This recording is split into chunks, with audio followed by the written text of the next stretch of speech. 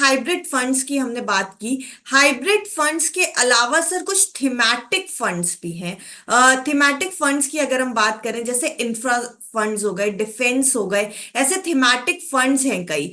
तो क्या इसमें इस समय निवेशकों को निवेश करना चाहिए? क्योंकि ये सवाल इसलिए जरूरी है सर, क्योंकि अक्टूबर के महीने में इंफ्रा और डिफेंस शेयरों की काफी ज्यादा पिटाई हुई है, आपने देखा होगा। या हमारे निवेशक भी जिस तरीके से बाजार को ट्रैक करते नजर आ रहे हैं, उन्होंने भी ये चीज नोटिस की है, इंफ्रा और डिफेंस में शेयर्स काफी ज्यादा गिरावट दिखाते नजर आए हैं। तो ऐसे में क्या इंफ्रा और डिफेंस के थीमैटिक फंड्स में निवेश करना बेनिफिशियल हो सकता है? अक्टूबर 2023 में हम्म। इंफ्रा और डिफेंस सेक्टर में काफी गिरावट देखने को मिली है। अगर हम्म। आप इंफ्रा और डिफेंस जैसा थीमेटिक फंड्स में इन्वेस्ट करना सोच रहे हैं, हम्म। तो ये कुछ डाटा ड्रिवन इंसाइट्स है, आपके लिए यूजफुल हो सकते हैं। हम्म। वन, इंफ्रा सेक्टर की करंट सिचुएशन है, वो अक्टूबर में इंफ्रा सेक्टर काफी प्रेशर में था। हम्म। ग्लोबल सप्लाई चेन इश्यूज और रेट साइज का सिग्निफिकेंट इंपैक्ट देखने के लिए मिला।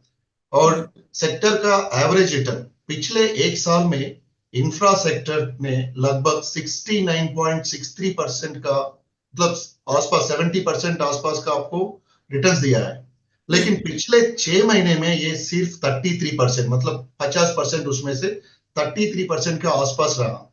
तो इस डाटा से ये पता चलता है कि शॉर्ट टर्म में इंफ्रास्ट्रक्चर प्रेशर में है, पर ओवरऑल इंफ्रास्ट्रक्चर में लॉन्ग टर्म ग्रोथ पोटेंशियल अभी भी है। ये फ्लक्चुएशन सिग्नल देते हैं कि इंफ्रा फंड्स में इन्वेस्टमेंट के लिए आपको थोड़ा कॉशियस अप्रोच रखना चाहिए।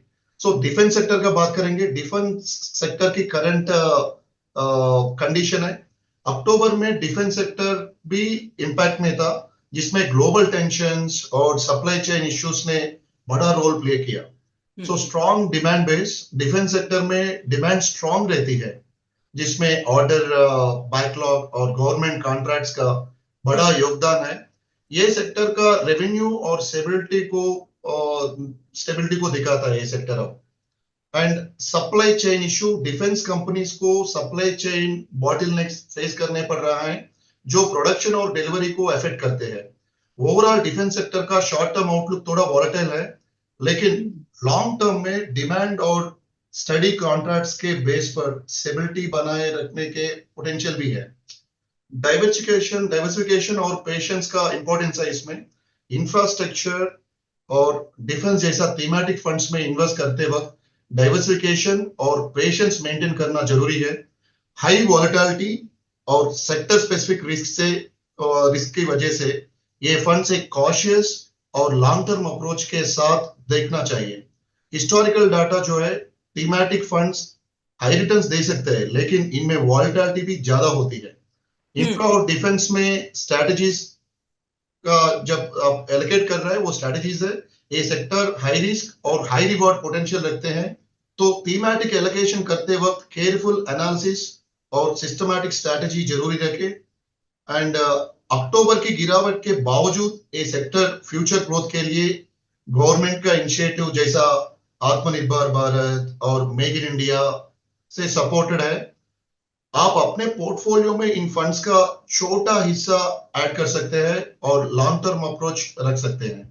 बिस्तक आपके लिए लाया है प्रीमियम मेंबरशिप प्रोग्राम, जहां आपको मिलेंगे कई सारे फायदे, जिनमें मार्केट न्यूज़लेटर, लाइव चैट पर आपके सवालों के सबसे पहले जवाब, मार्केट आउटलुक, वीकेंड पर मार्केट स्कैन, एंकर्स के साथ चैट और भी बहुत कुछ। इस प्रीमियम सब्सक्रिप्शन में 3 तरह के प्लान्स हैं, सिल्वर, गोल्ड और प्लैटिनम, जिनकी शुरुआत मात्र 159 रुपए महीने से होती है। इससे जुड़ना भी बेहद आसान है। बिस्तक के YouTube चैनल पर जाएं, ज्वाइन बटन पर क्लिक करें और अपना प्लान सिलेक्ट करें। बस बन गए आप हमारे प्रीमियम मेंबर।